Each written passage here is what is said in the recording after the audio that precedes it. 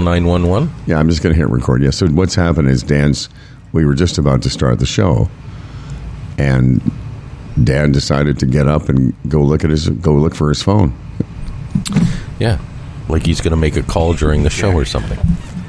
Original sound. Yeah, Dan, we're recording now because we can't figure out why you left us to go get your phone. And Fred's question was, are you going to make a call during the show, or if we make funny, are you going to call 911?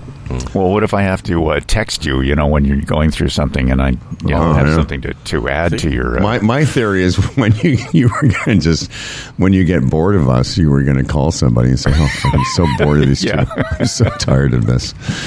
Right. I really can't get out of here right now, but what's going on over there? Yeah, is there something going on? Because these two, what are they talking about? What do you think they're talking about? All right, let's start. Humble and Fred's Interesting All-Canadian Ale. When interesting comes along, my friends, I simply must have some. I like to gather it up in a metaphorical embrace, gently drizzling the interestingness all over my body. Should you pour Humble and Fred's Interesting All-Canadian Ale on you? No, but if you want to be more interesting, I would. Attempting to transition to interestingness? Do as the interesting do. Go yoga like Humble. Be charming until the yoga people insist you be less charming. I don't know if you know this, but Fred has a PhD in the flatulence. But even the fragrance of his back end is interesting. And Dan may not be as interesting, but he is very clumsy. The Dan falls off his chair and bumps his head every day. This is Dan Normal.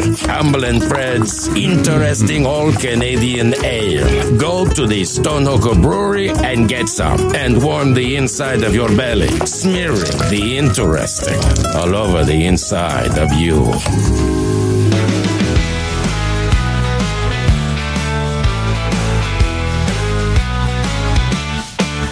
Humble and Fred's Interesting All-Canadian Ale.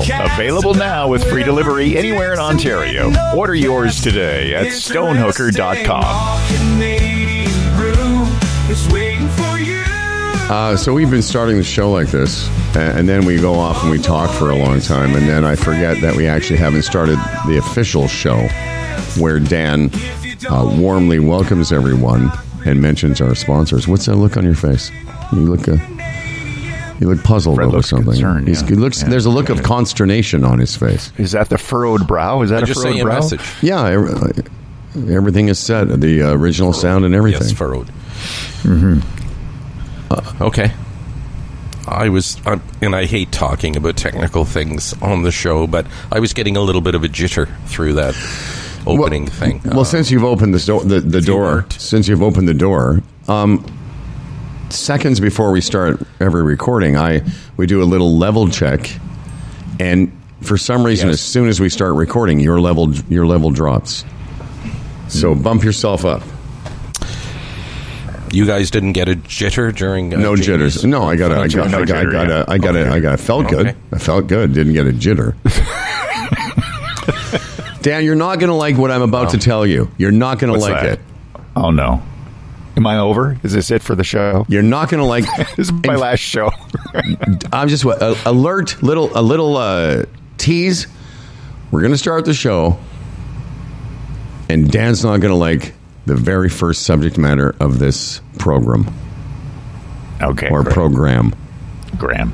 Okay, but listen. Okay. All right. And all I'm going to tell you in advance is it's for your own good.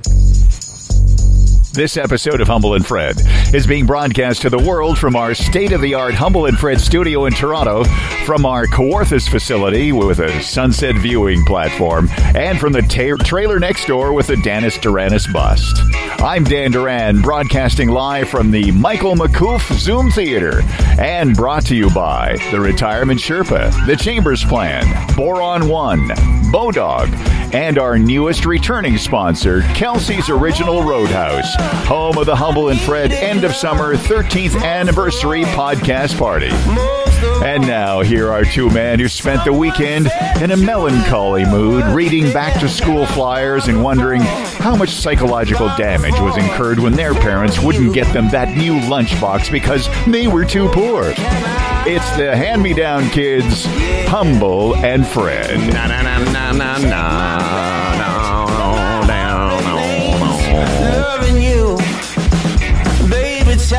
Is this the last week of August? I guess it is. Yeah, pretty much. A week tomorrow, the kids are back at school. When does the exhibition start? Is that on yet? It's been on for a week. You haven't noticed driving by it? I don't drive by the exhibition. I'm west of the exhibition. I got no need to go into that cesspool. Oh, I thought, you popped in and, in and out of town all the time. But okay, now I'm seeing the jitter. Now I'm seeing you stuttering a little bit on your feed. You might want to go away and sign back in. Well, I heard some jitter from you, too. From me? So, yeah. Are you on your right thingy thing? Yeah, man. I'm on the full Humble and Fred. All right. Wi-Fi. Right. All right. By the way, any of our listeners who are not in the Ontario or Toronto region, the end of summer is always sort of like preceded by the CNE, the Canadian National Exhibition. That's and right. It's one of those things. It's just a thing. It's like, it's the melancholy times. Yeah, exactly. Because it's the end of summer. Because as soon as the exhibition starts, apparently, unbeknownst to me, I didn't realize it was already on. They call it the Grand Old Lady by the Lake. I think we've had this conversation before. How I know that, I don't remember, but that's what they used to call it, the Grand Old Lady by the Lake. Yeah, and again, we go through this every year. I can't tell you the last time I went to the X. Yeah, you're okay. You need to sign out. You need to sign out and come back in because you're stuttering. You're in. It's you. It's your feed is interrupted. Okay. Yeah. For all right. Sake. No, I know. It's I'll be back in a minute. Come on back. back. In the meantime, I won't test it first. Test her out. Back. Yeah. I'm gonna. Okay, right. Daniel. Okay. I won't tell you about what you're not going to like to hear about, but I did have a conversation with somebody yesterday at the highest level of. Where's Fred? He thought he was going to leave. I am. It takes Fred a while to get things up and running and going and leaving. And don't think you need to be critical, but I want you to know that as a physician myself.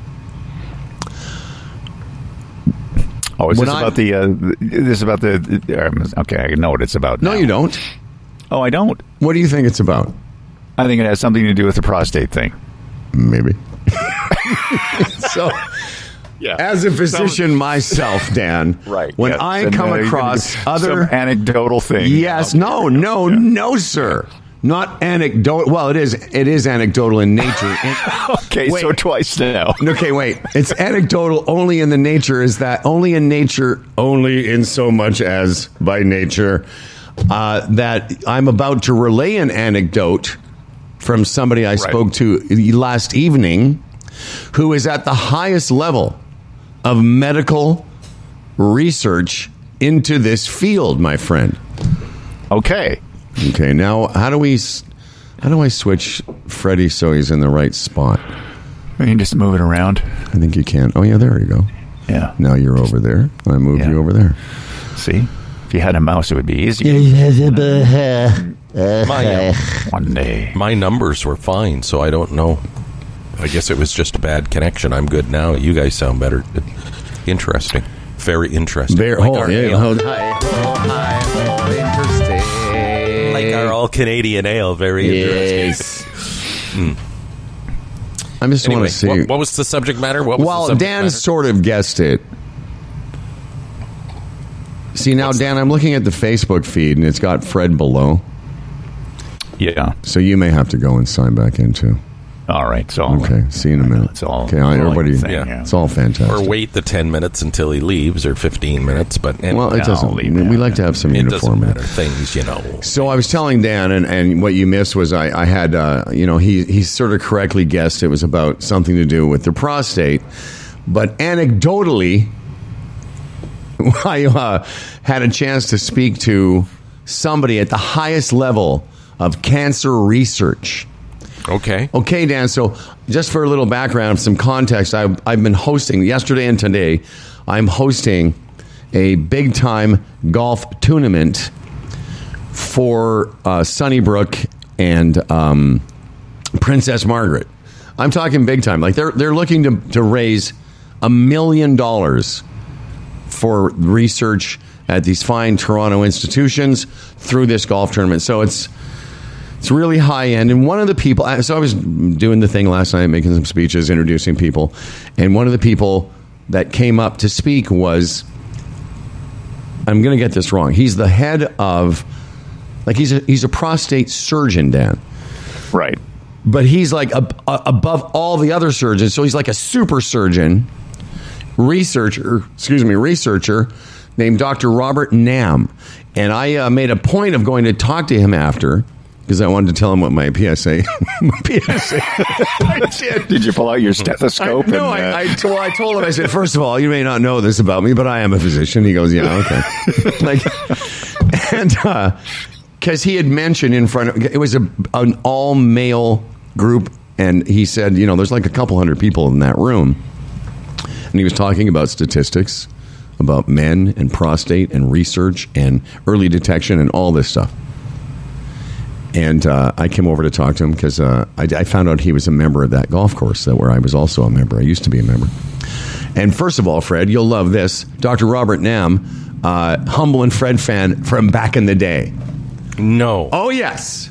Someone of that brilliance? I was so, I don't know, I was so excited. He goes, oh, yeah, Humble and Fred used to listen to you guys all the time. That's great. And he'd be a guy maybe early 50s, so he was right in our sweet spot. So once I found that out, I said, do you mind me if I tell you my PSA number? He said, sure. And I got my results last week, and it was 0.4, so it's very, very low. He's like, oh, good for you. And I told him I didn't drink and all this such. And I said, listen, we've got this guy in our show, Dan Duran. And, of course, he remembers you. Dan Duran, I said. Yeah. And I said, what are your thoughts on the colonoscopy? And he said, guys got to get one. Guys, he said, I have to get one? I've been diagnosed. He said, guys got to get one. And I said, well, yeah, but Dan blathers on about the poop test and the blah, blah, blah. He said, all the more information you can get, the better off you'll be. So that's all I'm saying, Dan. I'm just passing it on from a super surgeon researcher. What was his opinion of just the poop test?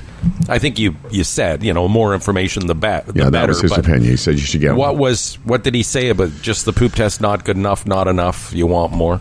Basically? No, well, yeah, he didn't say anything bad about it. He just said that that more information is better. He did also tell me, and this is something we've discussed before, about how men are reticent. And that was one of the messages he gave to this group of men when he got up to speak.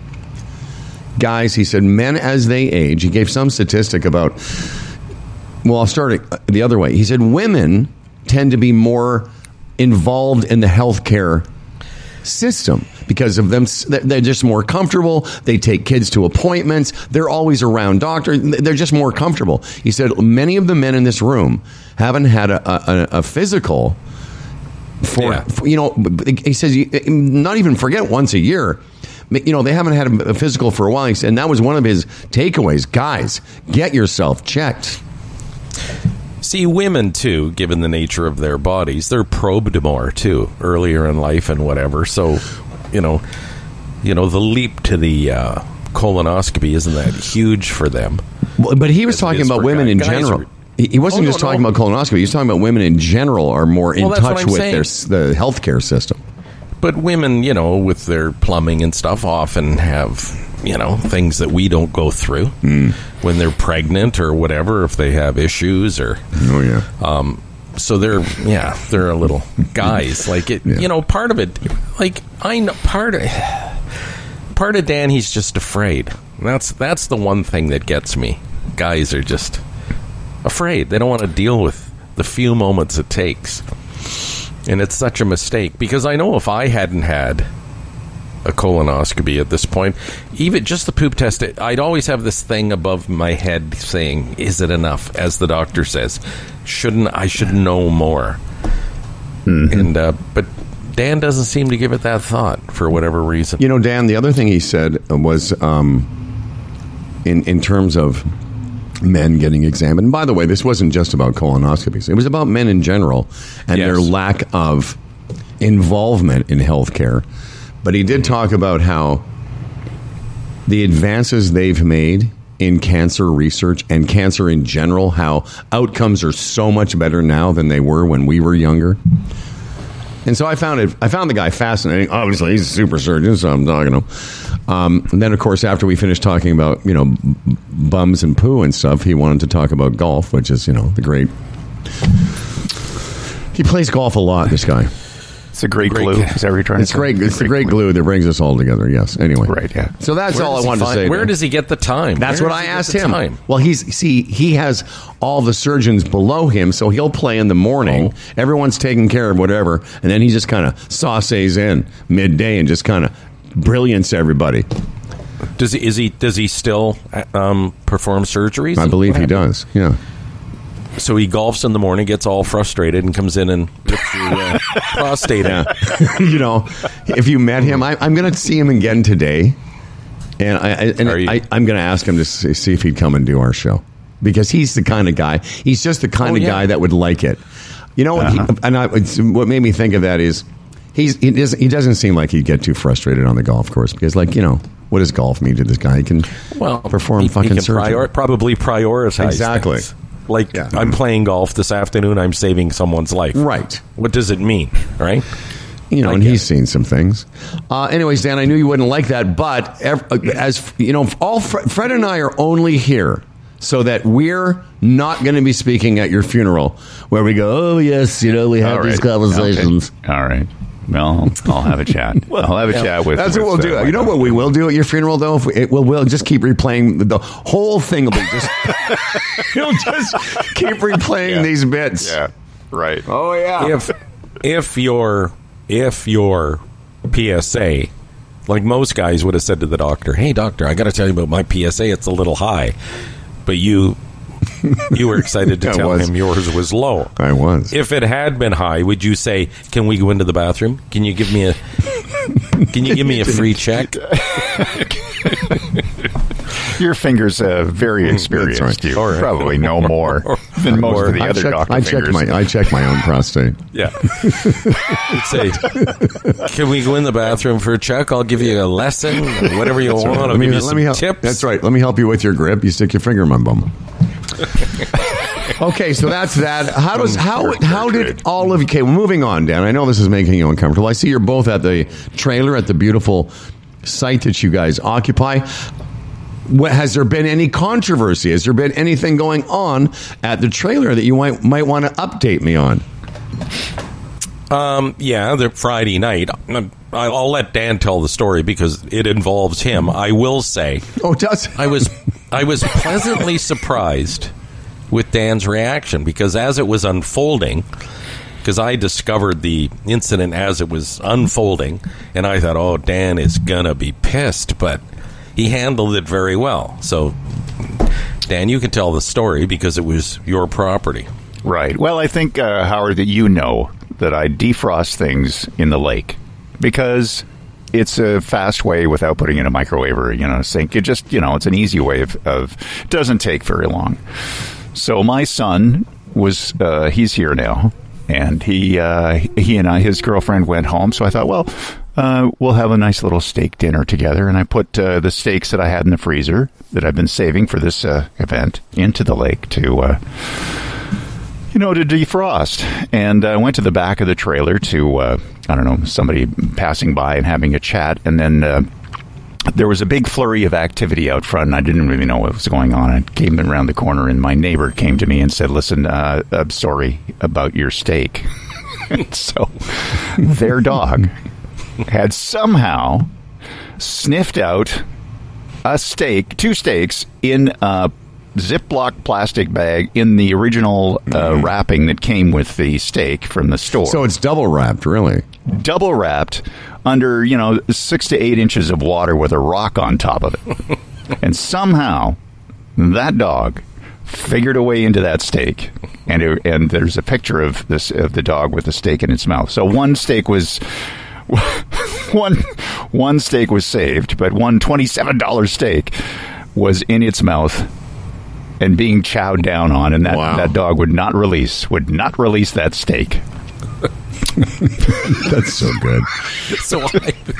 So I'm on my balcony here looking over, and I see Kaya, that's the dog, really going at something, and I thought, that can't be right. Like, I hope it's not a dead fish or something. They'd have to deal with that.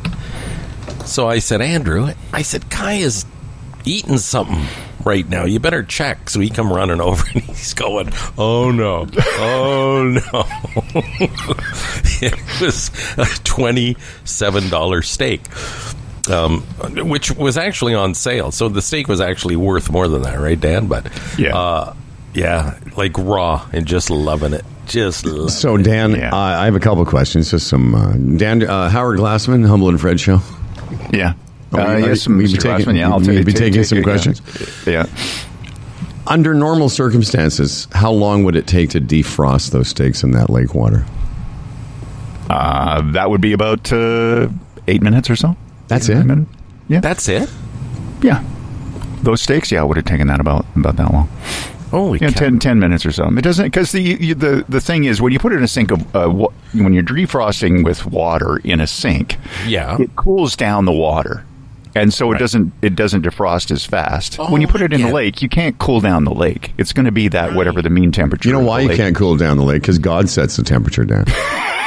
Yeah, it's a God set temperature lake. Yeah, that's right. Yeah. Okay, second follow up. So, when you were apprised of this calamity, what went through your head?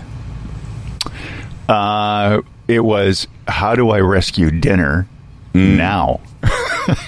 So I wasn't really upset. I was astonished. Yes, I was it is astonished that a dog could track it. That however that happened, I don't know how the dog could figure it out.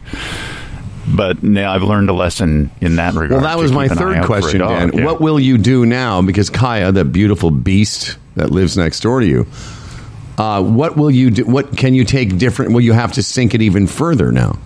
Well, I would do that and also monitor the situation. Yes, I wouldn't be out there. By the way, but Andrew was great. He was ready to get another steak from town, and I said no. And then I said, just stuff happens. It's one of those things, especially with a dog. And but he wouldn't take no for an answer. He texted me $30 for the trouble and everything else, which is nice. Yeah. And my son was on the way up anyway, back from dropping off his girlfriend, so I told him, just hop into town and just grab one on your way back. So now the one that he got, was it like the nice T-bone AAA that? Yeah, it was the same steak. But it had to be more expensive because you got the other ones on sale. Yeah, it was just slightly more expensive. Yeah, it was. Yeah. Anyway, again, I was surprised with Dan because I thought he would get all indignant and get into his choppy delivery. And your dog is at my foot. Anyway, but he didn't. He was, In fact, I was a tad disappointed, Howard. Well, yeah, I can hear it in your voice. It must be disappointing for you, Captain Chaos. You really wanted to witness it. That's right. Fred's Captain Chaos. Dan, but since you're going to, again, I don't know if Lisa's heard this, but will you add this dog to your pet kill list? Because I know you're thinking of taking out Lisa's cats. Yeah. No, I like dogs, and this is a dog I like a lot. Yeah, I like. And she's got a great personality. Ange and Andrew are both teachers, and they live in Ottawa. So today is actually their last day. They're closing down today, as a lot of people do. It's amazing how many people close, say, on Labor Day. But they're teachers, and they got to go into their classrooms this week, and they're in Ottawa. So that's it for them. So Kaya won't be around till next year. Yeah. Maybe you could have a whole season to plot how you'll get rid of their dog. Yeah. I'll fence the area around the lake entry point. Yeah. Well, that is a great story. So so I've had a chance to air some stuff out. Dan, and what about you, Friedrich? Have you had any adventures since last we spoke? I know you and I are going to get into I know we're going to get into some of the stuff we've seen since last we convened this program. But because I do have one other thing I wanted to run by you guys, but I'll leave this whole for you if you have something. Well, the only thing I'm going to say, and it's something to look forward to because I've never been to one, but Sweet Dan Duran invited me and Delise tomorrow night to a local winery for a drag show. So I'm going to go and check out and see what that's all about. Will you be wearing some of Delisa's clothing? Hey, honestly, if that's what it takes. But there's a little winery down the road here. They had just opened up, and apparently it's quaint and neat. And I haven't been there. It's got some good reviews, and Dan said, hey, there's a drag show there tomorrow night. Would you guys want to go? I'm going with Lisa because, they're artsy-fartsy. And all absolutely. They're part of Peterborough high society, cultured society. Exactly. Yeah, right. So I said, yeah, I've never been to anything like that. I'll see what that's all about. So, that's really all. So that's tomorrow night. So that's today's Monday too. So we'll have a report Wednesday morning. On Wednesday morning. Fantastic. Mm-hmm. What have you been to one? Have you been to one? No, I haven't. Spencer. Yeah. I've heard tell of them. Spencer, in particular, has been to many. Dan, what? But I understand what is the show at the winery? So you go in and you taste some wine, and then beautiful men dressed as women, parade around and do what exactly, Dan? Whatever the show is, I don't know. They'll probably lip sync some songs and do some dancing. Oh, that sounds right up Freddie's alley. Yeah. I love that. Yeah. But, in a flamboyant style. Obviously. Yes, very flamboyant. Actually, that's true. I do like, song and dance, but again, it's just over the past couple of years, right? You've heard so much about the drag, going into the schools and reading them stories and everything, and the world's on fire for whatever reason. So I thought this reporter should actually go and investigate. Well, I'm very see proud exactly of you. What this is, and then come to my own conclusions. Yeah, I'm not even surprised. You're such an open. I'm not being facetious. It doesn't surprise me in the least. I've talked to Spencer about it. Spencer is somewhat in that world, and she's explained some of it to me, and I can't wait for your report on Wednesday's program. Mm-hmm. Should be fun. If like the Democrats, it brings joy to some, how do you argue with that? Right? Exactly. And that's what this program stands for, spreading the joy. Mm-hmm. I do have one quick story, though. It won't take long. 3, 1, 2. Let me tell you how it will be. I'm playing the Beatles classic Taxman because in calendar year 2024, it turns out the government of Canada has conscripted me to pay all the taxes for the country. Okay. Let me explain. So a couple things happened that conspired for me to pay more tax. One of which was, we, Humble and Fred Show Company Incorporated, we have an accountant for the company who also does our personal taxes. And there was a bit of a changeover in personnel, and there was an error when we filed this spring where they didn't realize they hadn't filed some GST, HST stuff for me for a couple years. So I got my original tax, and I had to pay, I don't know what it was, let's say $3,000 or $4,000. And then this other thing happened where, and again, no fault of anyone's, and we just they had to catch up. So that was another. And so, I paid my original one, but then all of a sudden I get a bill like a month later, and I've got to pay like another, I don't know, call it $4,000 or $5,000. And I'd go to the mailbox and I'd see Government of Canada, and I'm like, what's going on? I've already paid my taxes. Mm-hmm. So I got a hold of the accountant. He said, oh, yeah, it's kind of our fault, but I didn't realize you hadn't filed, and we're filing now, and you just got to pay it. No big deal. And then I go to the mailbox last week, and I get a thing from the government saying I owe them $7,000. And I want you to know, my initial reaction was like this: come on, guys. Come on, guys. Why? Wait, because I thought to myself, is there nobody? Is it just me? Am I the only one? And what it was, so I got hold of the accountant I guess it was Thursday. Was that an emphatic call? No. Okay. You know, it was because what I received from the government was just sort of confusing to me. And I thought, you know, very stoically, because that's who I am, stoic Howard. Yeah. Oh, yeah. Yeah. Rock. Of course. Yeah. I'm very, nothing flusters me. But I was more confused by this bill because I've been because this spring has been a series of me getting notes from the government demanding more money. And so what it is, as it was explained to me, because I owed more money than usual this year, because I had also taken some money out from an investment and I knew I was going to pay taxes on it. Because I owed more money than normal this year, they've now set me up to pay installments on next year's taxes. One's for $3,500 in September, another $3,500 in December. But here's the part that I found amusing. Oh, it's all amusing. I said to the accountant, well, what if I just don't pay it? I mean, can't I wait till next spring like I used to? He said, no, you can not pay it, but they'll start charging you interest. And I said, okay. And not a lot of interest, but, you know, a few $100s it would amount to. Yeah, that happened to me once.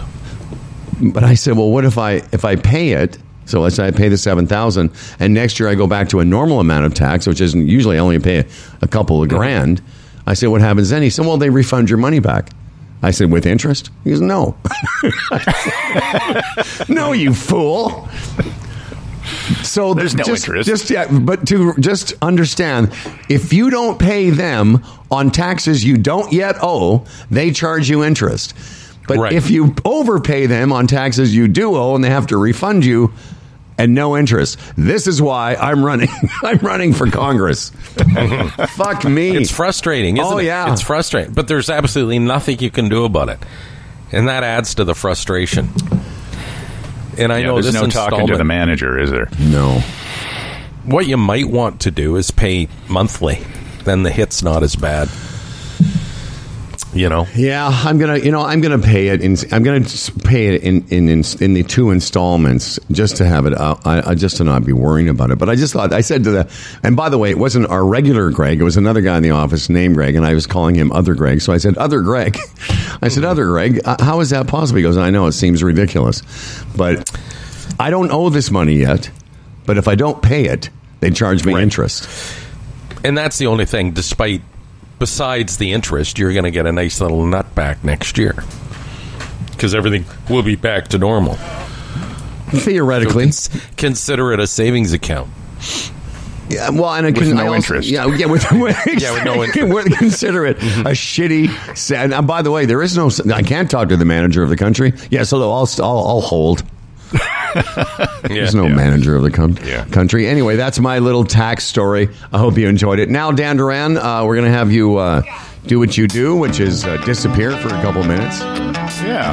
And come back by 8:30. We'll do the Dan Duran news. And in the meantime, of course, Freddie and I will be talking about all kinds of stuff. If you are wondering.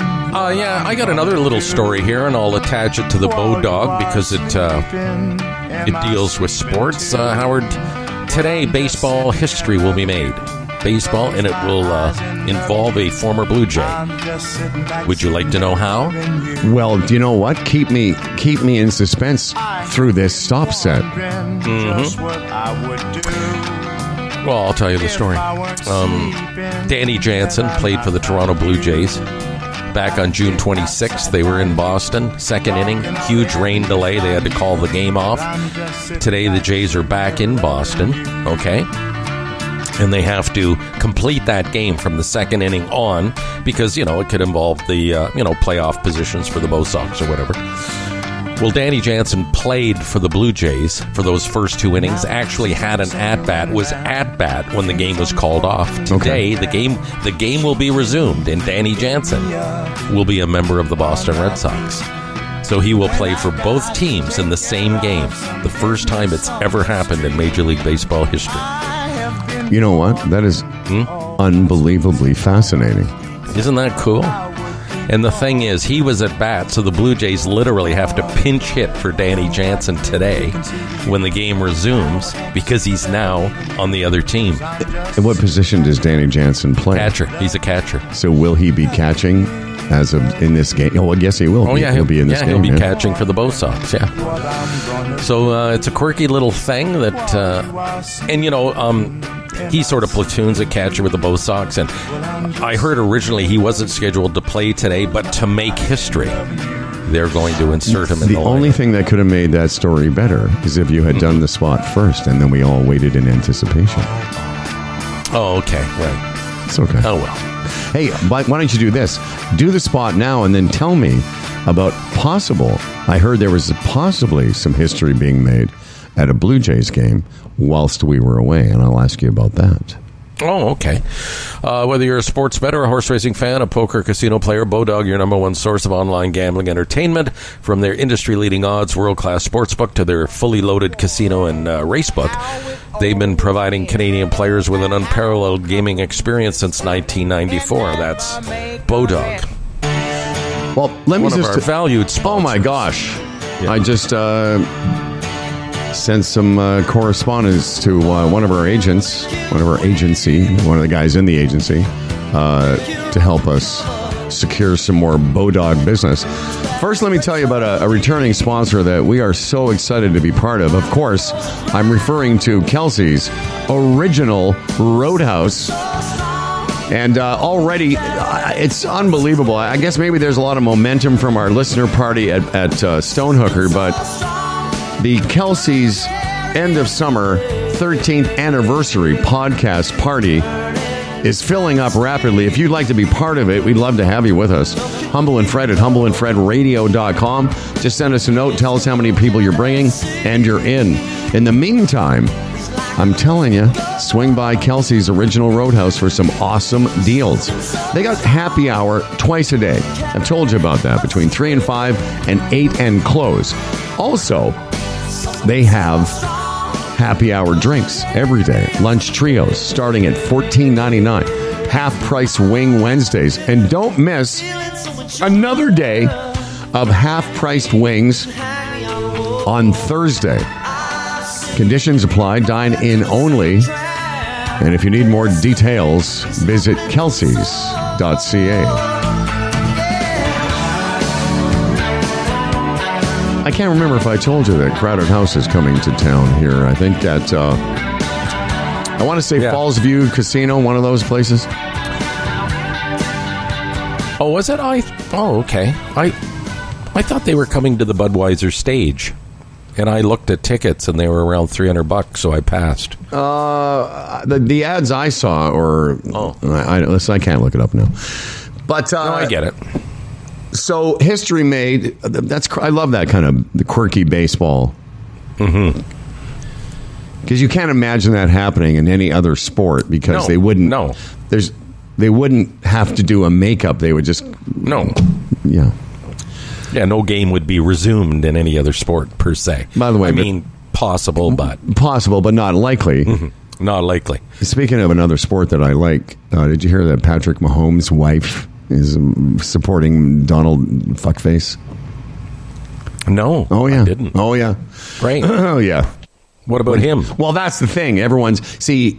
He's got too much at stake. He's got too many endorsements. He's got... Like, I can't see him doing that or his people allowing him to do that, but apparently his wife posted something on one of the social medias supporting Donald Trump. Anyway, she's she's a moron. Okay. She's a complete moron. So here's the thing I thought. I didn't hear how this ended, but I saw on social media during one of the Blue Jays games, it might have even been through Toronto Mike, that they had a no-hitter going. Yes. So who was it, and how late in the game did it go? He's a rookie. Oh God, what's his name? It was right up.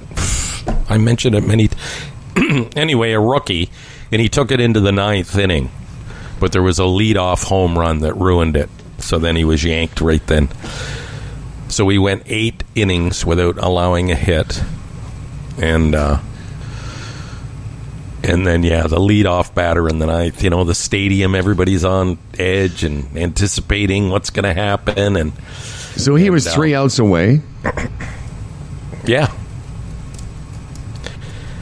But again, in baseball, that you might as well be a million. Well, yeah, because it does seem pretty close. You go the entire game and no one hits you. Yeah. Bowden Francis is the kid's name.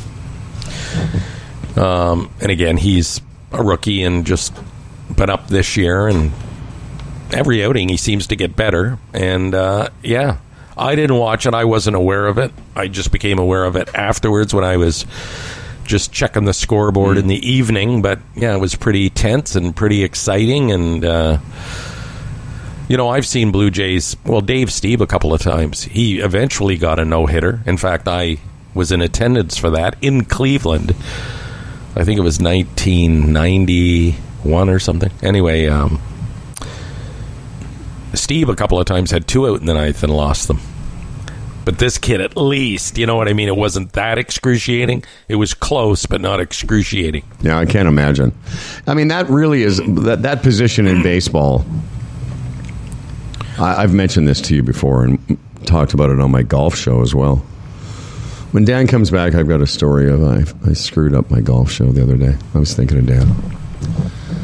Anyway, I'll tell you when he comes back. I did something. I've only done it once here, and now I've done it once on that show. So 9 years, and I finally fucked it up. But the position of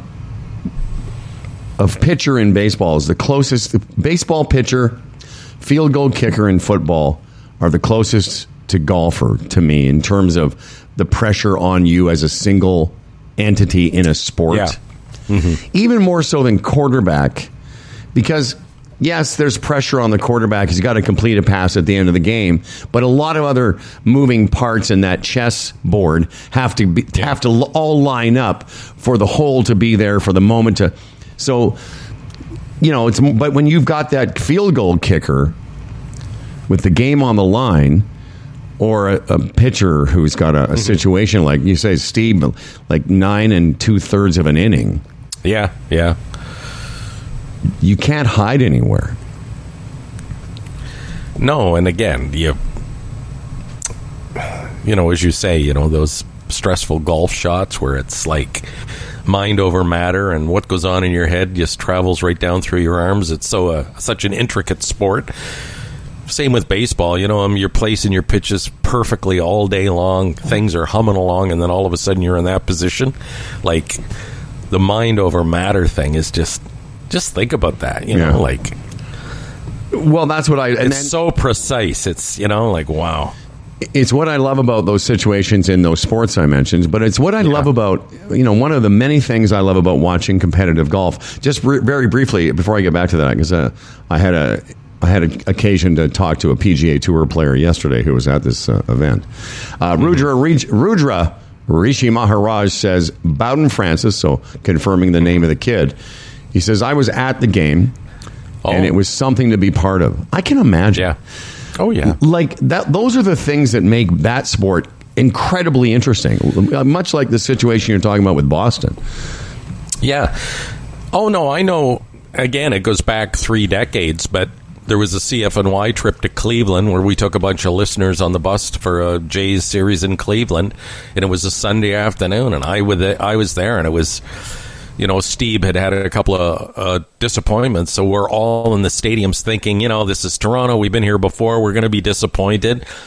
And then I remember the final, it was a fly ball to shallow center field, and I think Junior Felix was the kid who caught it, and Steve had his no-hitter, and we were all there, a bunch of us from CFNY. It was great.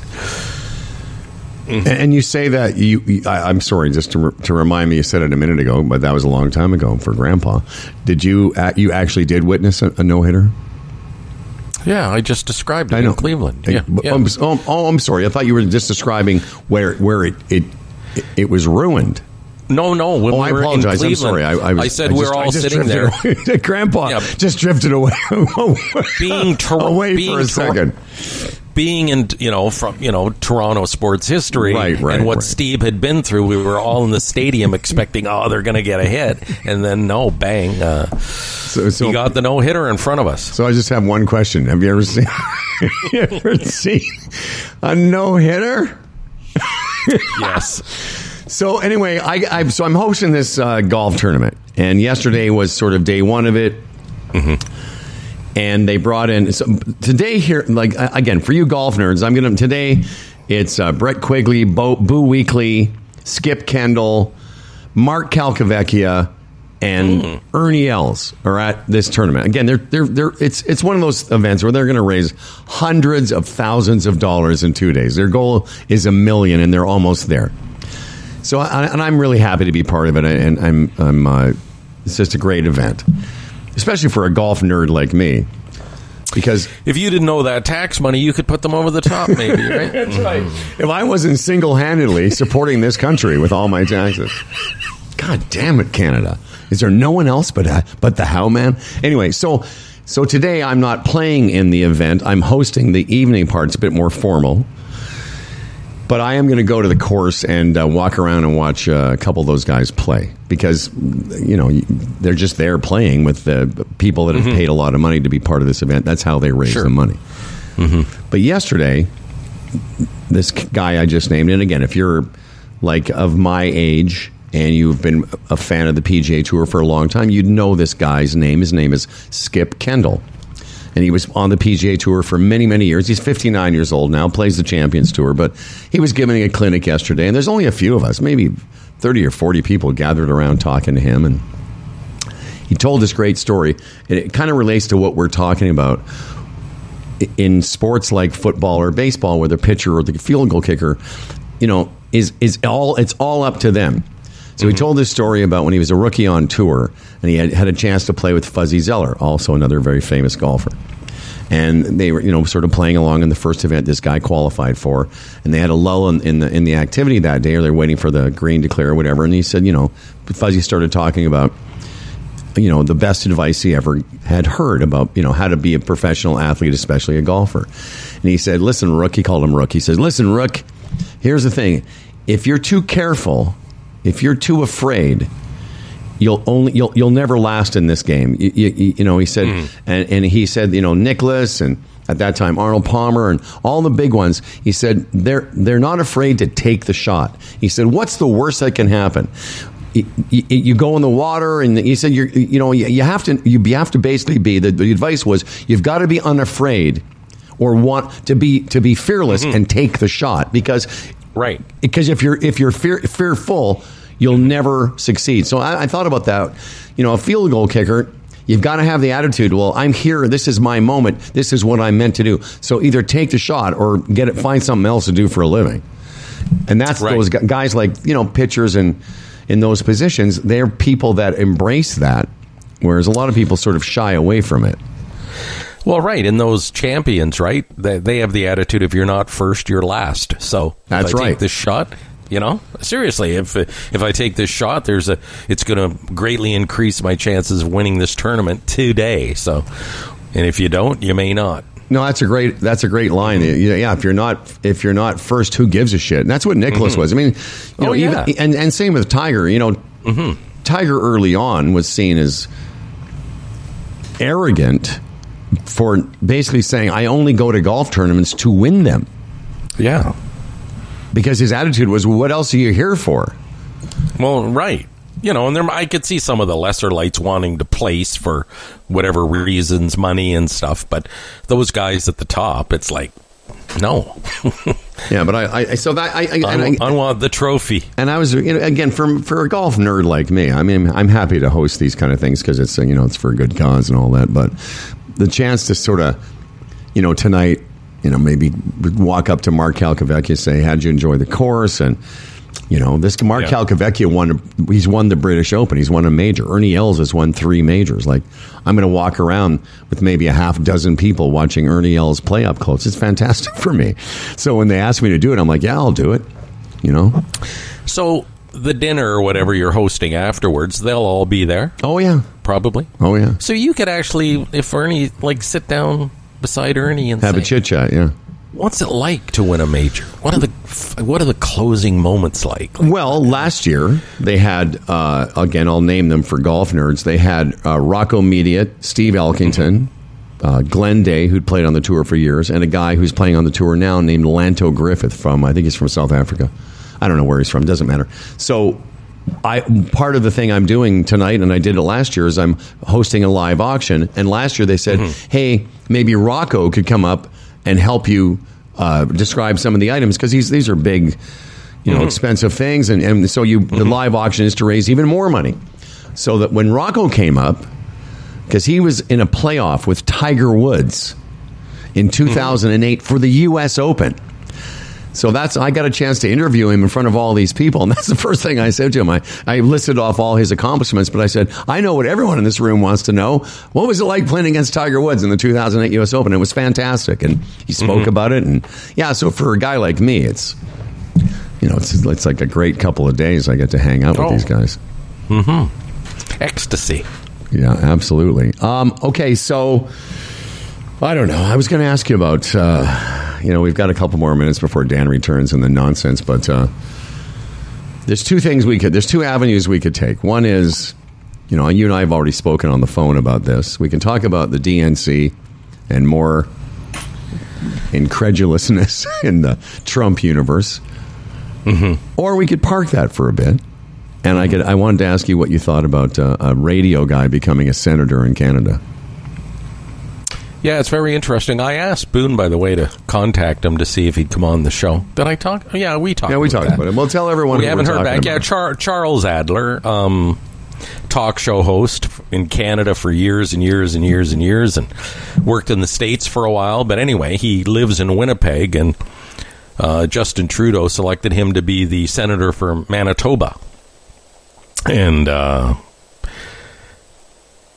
yeah, how do you look at that? I memean, on one hand, it's like, what, a radio guy? Yet on the other hand, it's, oh, look, there's hope for all of us. A radio guy. I've heard, I don't know where to start. For me, it was more like, not so much a radio guy, but why that radio guy? Because in my mind, he was on in Toronto, I think on AM 640 when we were there, or I just didn't think he was that nationally well known. And I'm taking nothing away from the fact that he's been, given this job for life now. But it just doesn't line up for me. In what way? Like, he was on News Talk 1010 or CFRB for years too, Okay, well, so I said AM 640. So he was on. No, he was on there too. Okay. Yeah. Both. Yep. I guess for me, I just never thought of him as that high a profile industry radio guy. I just always thought of him as sort of out there somewhere. I mean, But Howard, look at it this way. We've often talked about that. Radio stars out west, I was never aware of. Right. And I know you, being a radio guy, were probably aware of people out east or in Ontario. But again, remember, Charles Adler is based in Winnipeg. I think that's his home province. And he's the senator representing Manitoba, from what I understand. So it funnels down. Yeah, I get it. That way. You know what I mean? And I would say this to him respectfully. Were you surprised? Like, not that he isn't, I don't even know, I was going to say deserving of it. I don't know what that even means. Like, but I also thought what you did. Is there hope for Humble and Fred? But he, remember, he probably friends with Trudeau too. Like, they know each other at work. It's a stroke thing too. Like, the Prime Minister gets to make that choice, like a president gets to choose Supreme Court justices. You know what I mean? It's like, yeah. It's not the first time a media personality has been tagged. I mean, I think, isn't Pamela Wallen an ambassador or something, or was she? Yeah. And what's the guy who used to be on the CTV TV show in the morning? Duffy. No, remember his controversy? Yeah, whatever Duffy happened to him? Or is he dead? Yeah, is he dead? But I'm also thinking of who's the Seamus O'Regan? Yeah, isn't he a senator or is he a MPP or something? I don't know. No, he's a cabinet minister. Cabinet minister, retiring. Right. Is he? Frank Mahoflich was a senator. But I think I knew that. I think in Canada at 75, though, they retire you as senators. So that's how they flip. There are, I believe, in Canada, term limits with senators. But it's pretty nice. It's a nice little nut. A guy like Charles Adler, in radio and, probably, in the sunset years of that career, and all of a sudden you get like $160,000 a year to be a senator. And a lot of them are hardly there. Yeah, of course. I'm looking here on Facebook. I just put it up, and Jeff Kilborn says he applied for the job, so I don't think he'd be surprised. I didn't know you did. You applied? I didn't know you. I didn't know you did. Wait a second. We need to get our application. After all, I'm single-handedly supporting this country. Let's get. That's right. Let's get those old resumes going. I'm from Moose Jaw. Doesn't that count? Can I be the senator from Moose Jaw? Maybe.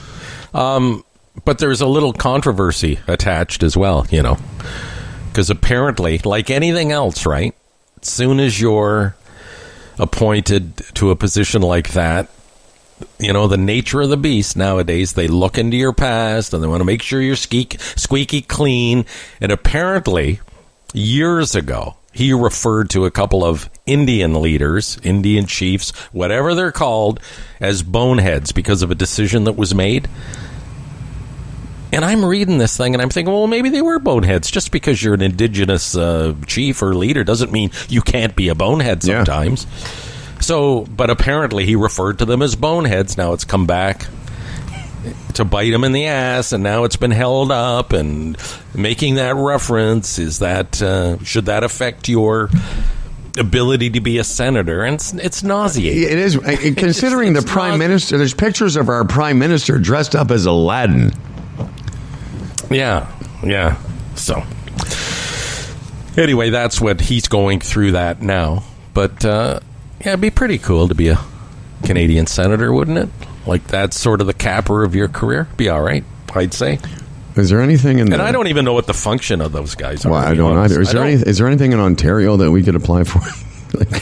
Is there not something that we can? Is there not a bursary for being in radio as long as we have? Is there not some fund that we can dip our toes into? That would be nice. I mean, come on. Well, it will be interesting to have him on because, again, obviously aware of him. I just don't know how. I don't really know whether he's got a podcast now. I don't know if he still has a radio show. I don't know how active he still is. But again, it would be nice. He's sort of the old guard, with the big Charles Adler. Exactly. Yeah. Very Rush Limbaugh-esque. Yeah. Mm-hmm. All right. Well, I'll tell you what. Let's take a second here. And when Dan returns, we can maybe toss in a few Trump tidbits. In the meantime, let's talk about these fine folks. The retirement Sherpa, Tim Niblett, a portfolio manager, Raymond James, a member of the Canadian Investors Protection Fund. One of the Sherpas will be by this week to update us on the things you should think about if you have an investment portfolio or you want to start one up or whatever. If you have a portfolio and you want somebody to have a second look at it, always good to get another opinion. They will do that. No strings attached, no obligation, no cost. They will assess your portfolio and tell you if they think you're on the right track. And based on that, you make the decision what you want to do. I mean, it's a great service. And these guys, they're all over it. They're on top of it. So it will be a valued opinion. The Retirement Sherpa, retirementsherpa.ca, a Sherpa Tim, a Sherpa J.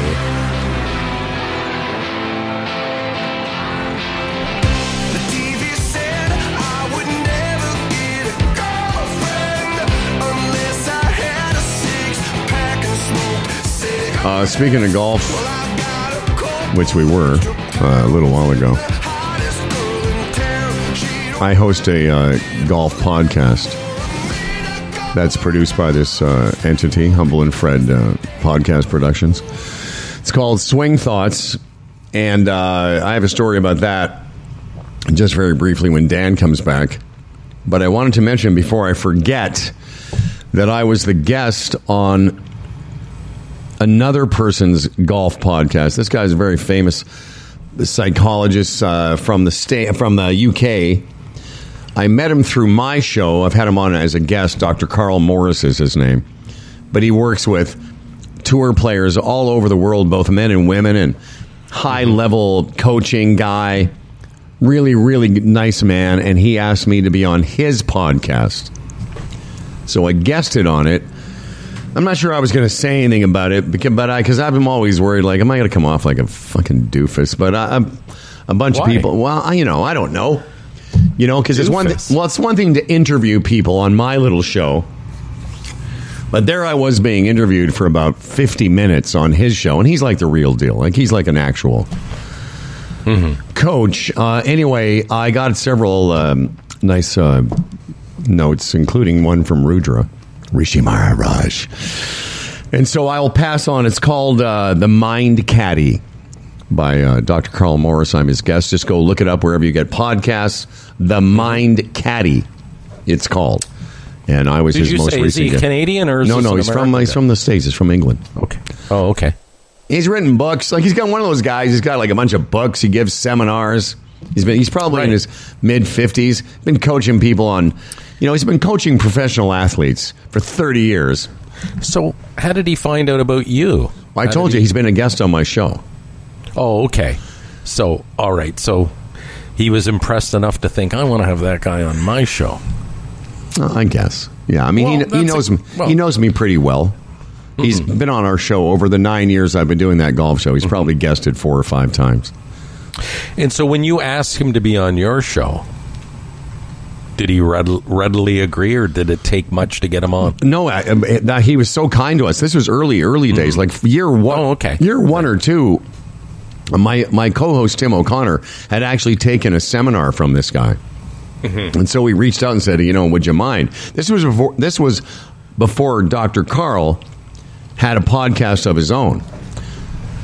So yes, I was flattered. He asked me, and I wanted to pass it on. If you want to hear me spew my golf nonsense, it's called The Mind Caddy, and I was a guest on. I listened to a little bit of it. I'm like you. I can't really take. I really can't take much of it.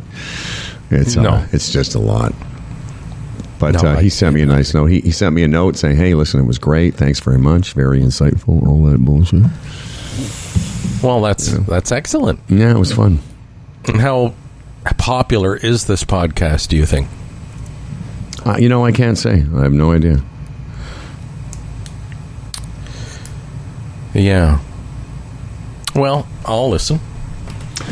See, I can listen to you. I can't listen.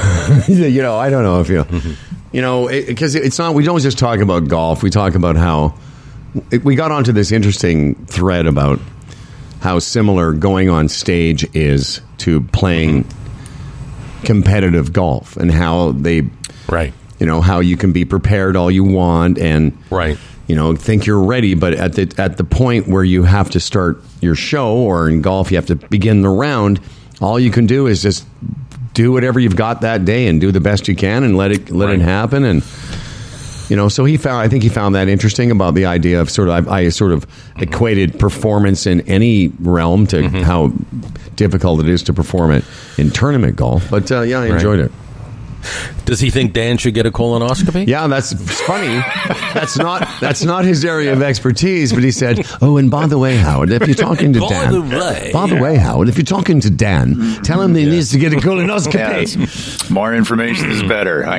More information. So I was telling Fred when you came back, I was going to share with you a thing I did that I thought, oh, why? It's a good thing Dan didn't hear about this because he'd be mad at me. Oh. So on the Humble and Fred show, we are definitely north of a couple thousand episodes over the course of 13 years. And only one time in that entire span of time did I fuck up the recording. And it was early on our, I'm going to say first couple of years, maybe, Fred? Yeah. At the time, Dan... What's that? Wasn't it the Steve Couch one? Maybe it was the Steve Couch with the band one as well.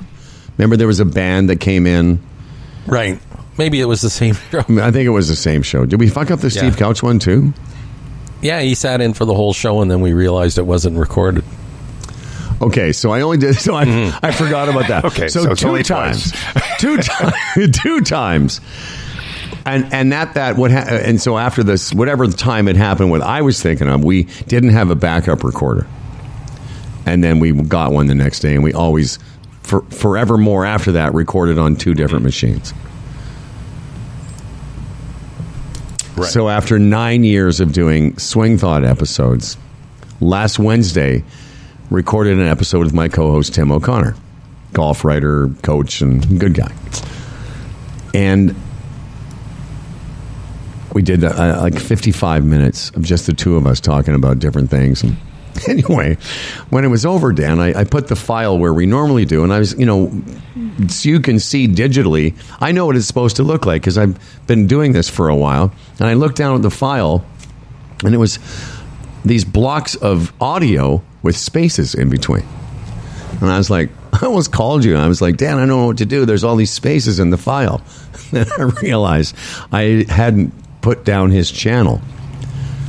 So I could, because I could hear him. I could hear him just fine, but none of his audio recorded.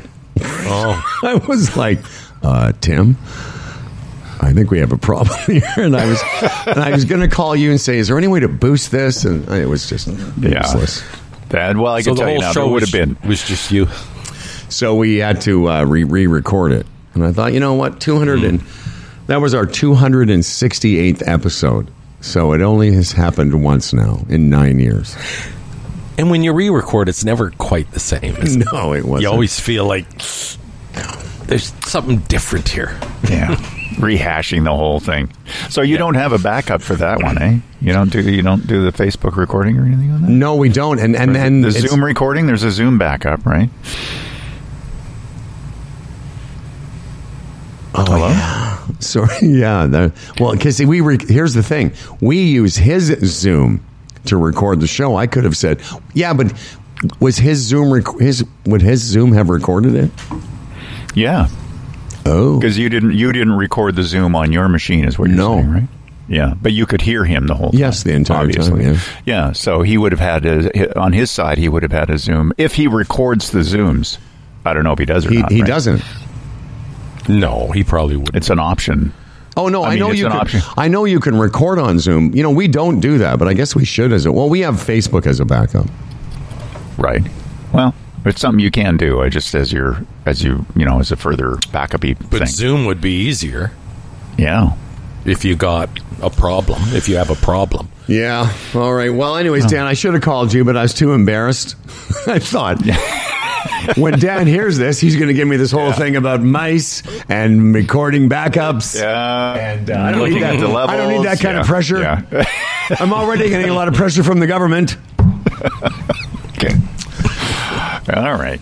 Well, Dan, I'm glad you're back because it's time for another episode of What's Up with Trump. But let's start with the positive.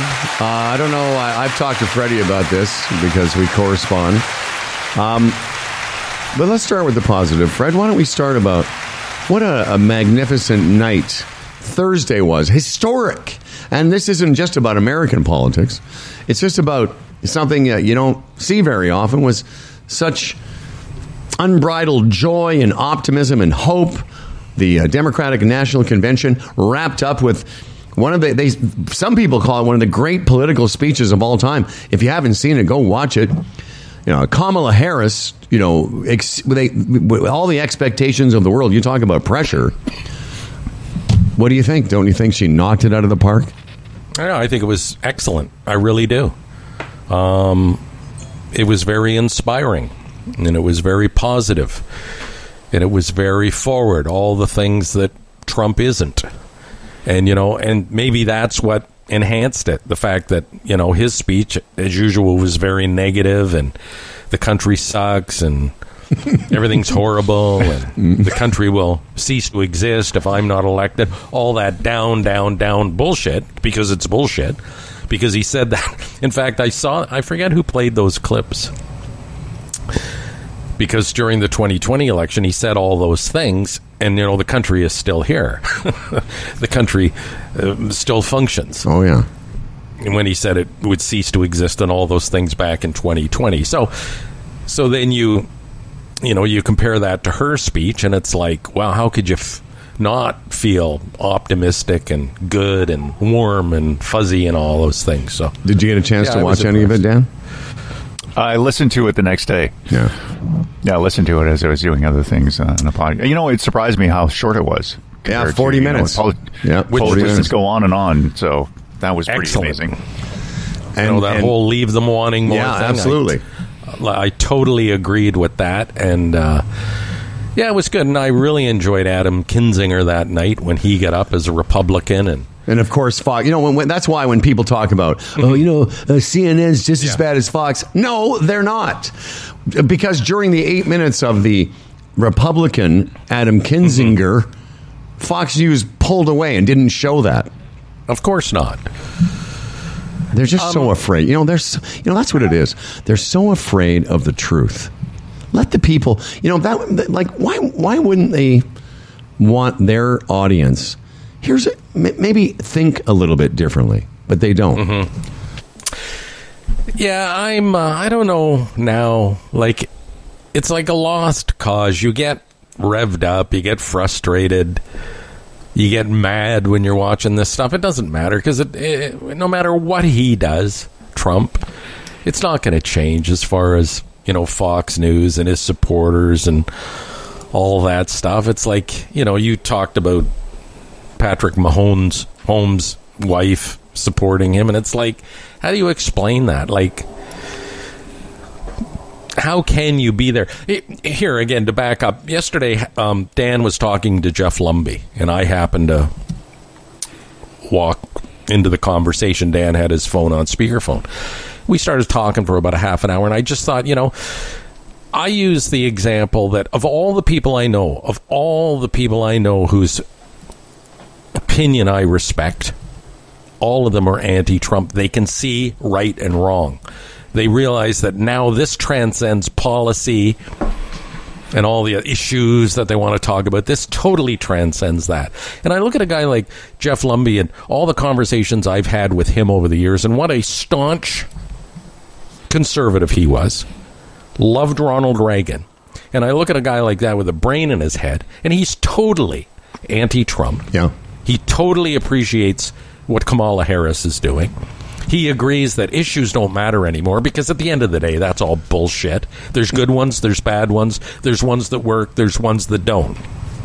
It's all about decency. So I keep trying to remind myself, we're all on the right side because it's so obvious. And then you try to explain, how are these people that adopt Trump or think that's the right way? How do you explain Well, we've been asking that question now. We've asked it so many times, it's become rhetorical. I also, ironically enough, I have a regular call with Jeff, and we talked yesterday morning at around 7:30. What time did you talk to him, Dan? 10:30 or so. Mm-hmm. Yeah. So, and maybe some of what he and I talked about was part of your conversation, because that's what we talked about. I said, Jeff, we were just talking about how, I've known him all my life and didn't always agree with his politics. But, what I said to him is, you would talk about, he was always sort of, pro, I always get this mixed up, pro-life.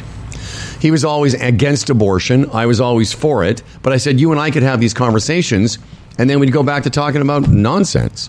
Because when it came to differences of opinions on policy or how the economy was going to work or it wasn't, I said, I could always respect your opinion, and it didn't make me want to, it didn't make me want to not be your friend. And what happened was, he was telling me about somebody that he knows who is a big Trump guy. And I said, well, I couldn't be their friend anymore. And he said, really? I said, no, I'm at the point now where if that's who you are, then we can't communicate anymore, because it's not about policy. It's about character, personality, and integrity. And if you can bypass all of those and support this ghoul, then I have no respect for you. Whereas you can have an opinion or a position that I don't agree with, but I can still respect you. Howard, dead on, and I used the example last week when we talked about during the Stephen Harper years. I like Stephen Harper. Dan and I would debate, but we could sit by the fire and I could say, yeah, I think, I like Stephen Harper, and then he'd tell me all the reason he didn't, but it was all, again, policy issue based. It was philosophy. It was attitudes toward how government should run. So you would never come away from that thinking, oh, that guy's an asshole. It was just a difference of opinion. Yeah. Again, this is different. This is completely different. The parameters, character. That's all character based, and it's all integrity, character. And the thing is, in order to be a Trump supporter, let me back it up. For those of us that thought Kamala Harris's speech was, inspiring, as you said, and it was a great execution. Like, in terms of a person performing and presenting, it was fantastic. But if you could come away from that thinking, and start picking at, I guess what I'm trying to say is, if that doesn't impress you, that's fine. But you have to, in order to support Trump and the things he said about it, something's wrong with you. Mm-hmm. Do you know one of the things, Dan, that, so Trump was live tweeting his responses. So she walks on stage, and there is, I don't know how long that went on, a 4-minute ovation. And so you could see her saying, thank you. Thank you. Thank you. Thank you. Thank you. And trying to get the crowd to settle down. And she kept saying, okay, we've got some business to take care of. It was overwhelming to her, the ovation she got from her supporters. Like, amazing, right? Well, this fucking imbecile's on True Social or whatever going, what's with all the thank yous? Why is she saying thank you so much? And so I'm like, I'm furiously tweeting back at this asshole saying, she's saying thank you because she's getting an ovation, you moronic fucking imbecile. That's why she's saying thank you. But I guess that's my point, is that how could you have a conversation with somebody going, yeah, she said thank you too much? Okay. I had a conversation, I told you a couple of weeks ago, right here on this dock with somebody. I was surprised that he's a Trumper. And he's looking at me saying, tell me when the media has ever said anything good about Donald Trump. I said, well, why would they? Well, they're not fair to him. I said, well, no, it's not that they're not fair to him. They just report on all the things we actually hear him say. We see his mouth move and the words come out. You don't even have to put words in Donald Trump's mouth. You don't have to embellish. You don't have to do anything. He does it all to himself. So I'm thinking, if you think that, like, you're that jaded on the media when there's no basis for it, that's why it's, you said you got mad and you started tweeting back to him. It's like rage tweeting at Donald Trump. It's such wasted, and listen, I do it too. It's such wasted energy because it's just not going to change. And we had this conversation with Jeff yesterday, and I said with Dan, I said it's so obvious now. We've seen enough. We've heard enough. If you support that guy, you have evil in your heart. You really do. He has enabled the underbelly of that country so much. Oh, yeah.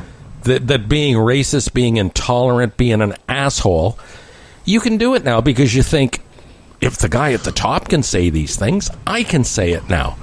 Well, I don't know. I don't even know if it's that big of a leap. I'm sorry, finish.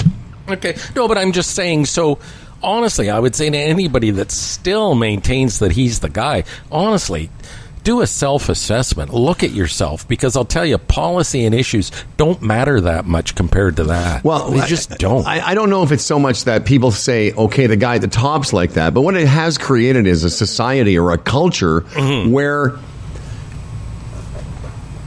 it's seen to be mean or shitty is sort of seen as entertainment.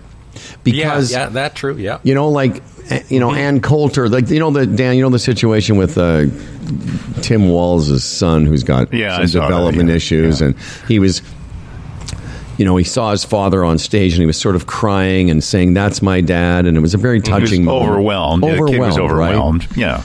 But, but several people have tweeted like, well, this is weird. Ann Coulter being one of them. And You know, and some other chick online who's being eviscerated now has called him a fucking retard. And you know what? So what Trump's behavior has done is it's unleashed all these hounds of shit. That's right. The hounds of shit have been released. and I'm a little bit pissed at CNN. I'm a little bit pissed at Jake Tapper because they don't call him out as much as Fox does the other side, and it's pissing me off. They for some reason don't want to hold, you know, his feet to the fire on these blatant lies that come out of his mouth every time he opens it. Last week, I believe, or when Dahl and I were away, I was listening to CNN on Sirius XM, and Dana Bash did an interview with J.D. Vance. And I'm sorry, I was yelling at the radio because he kept opening these opportunities for her to say, yeah, but what about this or what about that? And she didn't. Yeah, I know.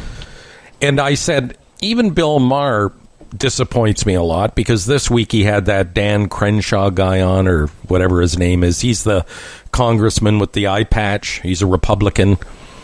And he was sitting there saying, oh, I can go toe-to-toe with you on any issue, and Donald Trump this, Donald Trump that.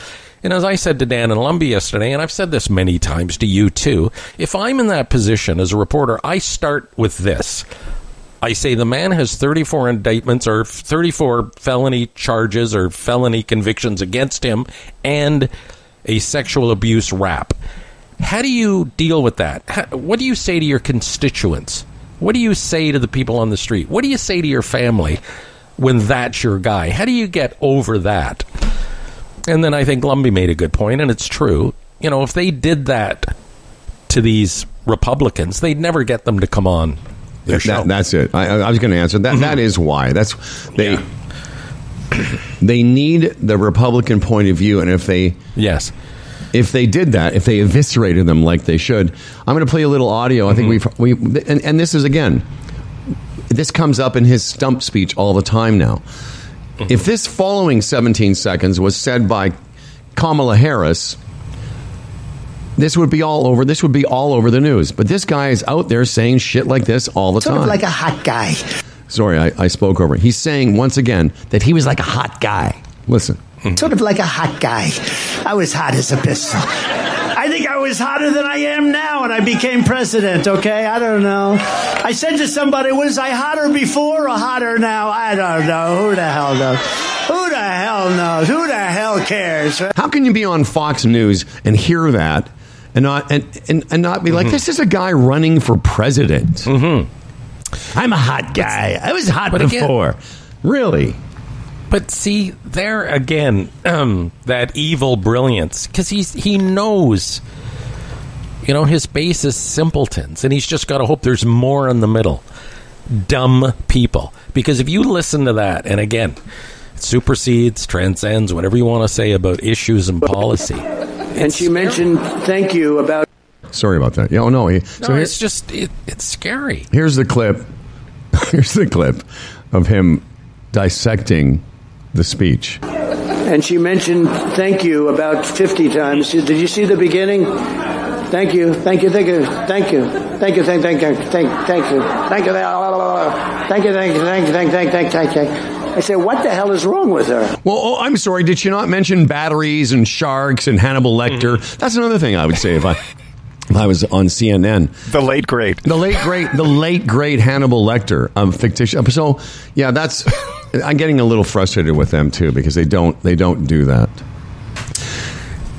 And again, there's so much stuff. If you were doing an interview and you wanted to throw it all in their face, it would take you 20 minutes before you got to the first question. And this Ann Coulter, you know who Rick Wilson is? I know the name. Who is he? Lincoln Project guy. Oh, right, Lincoln Project guy. Was a staunch Republican, obviously, and then he has seen the light like Adam Kinzinger, and this isn't good for the country. I don't care about anything else. This man in that position is not good for the country. But he was talking about Ann Coulter, and he said, Ann, after what she said about that kid, like, oh, talk about weird. I mean, Tim Wall's son. Yeah. And that was so touching and so moving that night. Talk about weird, he said. He said, Ann Coulter will die alone, and the pathologist will discover her withered corpse is nothing more than Marlboro Reds and boxed wine. That's right. That's great. You know what and when you look at her, I'm thinking that I could just see her with a Marlboro in her mouth all the time and just getting soused on cheap wine. No, I'm going to show you what I wrote about that. As I said, this is why everybody. Where did I write it? I wrote a lot of stuff this last week because this fucking rage tweeting everybody on. Where did I put it? I said, well, but basically, this is why they're going to lose. This is what I said. This is why they're going to lose. Hate is all they know, and it never wins. What kind of miserable piece of shit posts something like this weird thing? I said, I bet her parents are really proud of their little Lily, because Lily's the one that, this one, her name is Lily Gaddis, if you want to check her out. She's the one. And again, she's on there defending her comments. Oh, I was just joking around. Was being comedic. Oh, were you? Well, I saw another meme, and it was Trump's granddaughter, who's a good-looking young woman, yep. And then, Doug Endroff, or what's his name, the first gentleman, Camilla's husband, his daughter, and they had them side by side. Oh, yeah. And they tried to turn that into politics, like, oh, look at the Republican's good-looking and the Democrat isn't. Like, kids. Oh, yeah. Like, oh, boy. And before we leave this, because I want to get to the Dan Duran news, and then I'm going to shut this down. But so last week, one of the biggest stories is that fucking weirdo. Talk about weird. RFK Jr. Oh yeah. It's like, I don't know, like this, and I don't think it's going to do anything. But he's basically dropped out. In case you didn't know, he was also running for president, and he's dropped out of the race to endorse Trump. Here's just a little sliver of RFK's life. Cheated on his wife, Dan, with 37 women in 1 year alone. How do we know that? He kept a diary. Yeah. He kept, I call it the bang book. He kept a bang book. Nice guy, right? He wrote down all the details of his sexual conquests. Called the NRA a terrorist organization. Said people should be jailed for denying global warming. So this guy was super lefty, was a heroin addict, but when his wife found... Oh, by the way, the year he cheated on his wife 37 times and wrote it in his diary, he had 6 kids at home at that time. Sadly, when his wife found the diary, where he wrote down all the details, she hung herself. And this is the guy that Donald Trump thought would be a great addition to the campaign. Well, it's funny how you look at that, because it's, when he went over to the Trump side, it's like you're thinking, oh boy, I hope that doesn't hurt Camilla. But at the same time, you're thinking, well, a whack job gravitates to a whack job. So that's great. That's great ammunition. Like, oh yeah, this guy's crazy. Of course he's going to go with Trump. Right? Here's a headline, Dan, for your news. RFK Jr.'s daughter recalls him using chainsaw to behead whale. What? This on top of the fact that he found a bear carcass in Central Park and kept it for a while. No, he put it in Central Park. Oh, he put it in. I'm sorry. Yeah, the details are murky. Yeah. And he has he has a freezer for his what do you call roadkill? Yeah. Right. Spin's a fascinating thing, too, because there's the guy that took over for Rush Limbaugh. His name's Clay Travis. I think he used to be a sportscaster. But now he's on that network spewing his stuff all the time. And he comes out with, boy, when the Democrats lose a Kennedy, it really shows you something. That's right. Like, wow. That's his spin. Like, oh, they've lost a Kennedy, and Kennedys are big Democrats. And it's like, no, they haven't lost a Kennedy. The whole Kennedy family has come out against That's right. RFK Jr. and said what a whack job he is. And no, they're staunchly behind Kamala. So they didn't lose a Kennedy. It's all they bullshit. Gained an idiot. Yeah. Like, that's right. Like, yeah, but the Kennedys want nothing to do with this guy. Yeah. And they know it, too. That's like all those guys know it. All right, and Dan. One other thing. Yes, sir. One other thing. Please. At his rally, I think on Friday, maybe Saturday, Trump came out to the Foo Fighters' My Hero. Oh, right. I heard this. And Dave crushed it, like, immediately. Stop using it. And he said, I don't know how to figure this out, but he said, if we get any royalty money for the use of that song on that day, it's going to Kamala. Kamala. Yeah, Kamala. Mm-hmm. Doll's always on me for that. I listen on the same Kamala. It wasn't until those little kids came out and showed us all how to pronounce her name. Kamala. All right, I know how to pronounce this fellow's name. It's Daniel J. Gebert Duran III. And here we go. Now, here's to a fella named Dan Duran, a hell of a guy with a hella big wang, the quintessential anchor man. His voice is nice and low. Dan Duran, the anchor man comes. As for credentials, he has none. Can't tell a headline from his bum, but his voice is nice and low. Dan Duran, the anchor man's here. He's prone to falling off his chair, but he's got a big wang, so he don't care, and his voice is nice and low. My voice is nice and low. Dan Duran's News today brought to you by Boron One. Boron One, B1, babies. Go check it out. Check out the company Boron One simply by going to boron1.com. Should I start talking now? I think now would be. Sorry. Okay. Sure. I was looking at. I apologize because I was looking at. I went to check the Facebook feed again, and I found out that we missed Richard Murray's birthday. Rich Tunes, designer of the amazing Humble and Fred All Canadian, interesting All Canadian Ale labels. And so, whenever Richard had his birthday, happy birthday to Richard. Okay, please now, ladies and gentlemen, go Rich. Stand by for Dan Duran's News. Hang on a second. Whoa, that's not it. No. And now with news and views, here's movie anchorman Dan Duran. It's a tight show we run here. Yeah, baby. Yeah. The Isaac Hayes estate is suing Trump because he won't stop playing Hold On, I'm Coming at his rallies. Senator Lindsey Graham thinks the DNC was a hate fest. You saw a hate fest full of insults. Americans are not joyful, he said. And Babe Ruth sold a shirt for $24 million. But let's talk about the python in the toilet. Yeah. Guy in Thailand doing a sit down on a toilet and felt extreme pain. He jumps up and there is blood everywhere and it's coming from his junk. Then he discovers a python in the toilet. And it's not his. Apparently, it swum up and it bit him in the balls.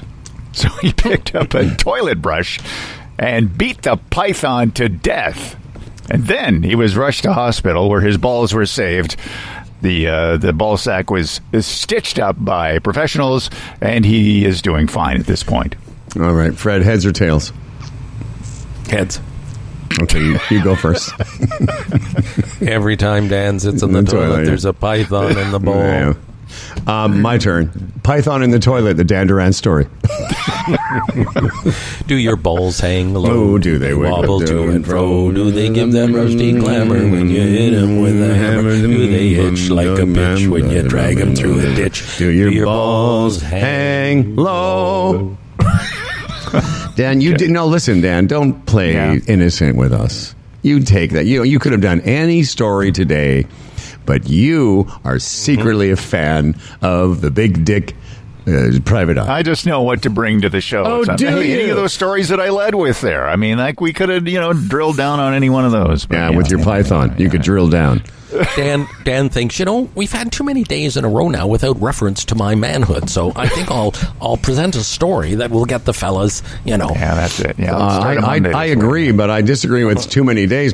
I've got a sign here in the studio, the number of days in a row of Dan fucking dick jokes, and we're on a historic streak. We haven't missed one. Well, exactly. We're putting up Hall of Fame numbers. Mm-hmm. Anyway, thank you, Dan, for that. Thank you, Dan, for that. Tomorrow on the program, before we get away, Fred's going to talk about the chamber plan. But tomorrow, a couple of great guests.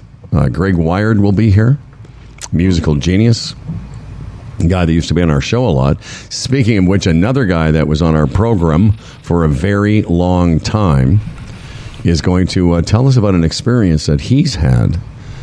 Bingo Bob returns to the Humble and Fred show. And he's going to talk about he got out of radio and he wanted to become a dealer in a casino. And apparently, it's a very, very stressful job. Yes, very stressful. What isn't stressful is once you become a member of the Chambers plan, you know, it's free and easy. You have the confidence, you have the comfort, you have the security of a benefits package that works for all your employees. It's a great way to go if you have a small business. The Chambers of Commerce Group Insurance Plan, Canada's #1 group benefits plan for small business. Get a free quote today. Go to chamberplan.ca. You can get a free quote. Put the parameters of your business in there, and then you can buy in at different levels. It's a great way to go. Several Humble and Fred listeners have signed up. Their small business. It works fantastic. We're part of it. Prescriptions and dental and therapies, HR component, which is very valuable when you think about it. If you're stuck and you don't know what to do with a lousy employee, well, they can help you through that as well. And they have a mental health component now, the Teladoc system. Listen, on and on and on and on.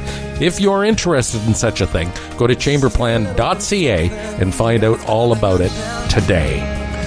Excellent work. And Daniel, thank you for your service to this program, and always a pleasure having you on with us. Some good times, great taste. So what are you guys going to do at the lake today? Will you go for a swim? Will you defrost some meat? Will you kayak? Will you stand up paddleboard? Will you do some projects? What will you fellows be up to today?